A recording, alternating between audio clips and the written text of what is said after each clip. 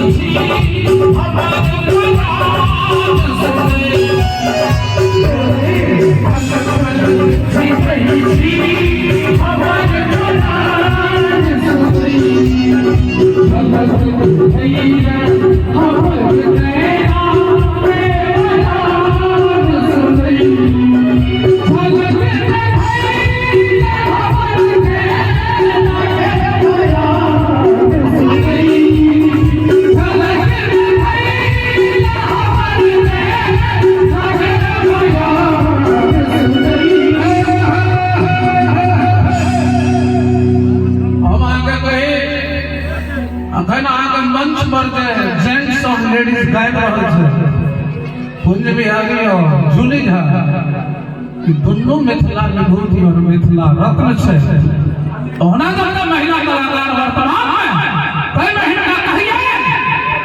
तोहर न छोड़ दिया तोहर न छोड़ दिया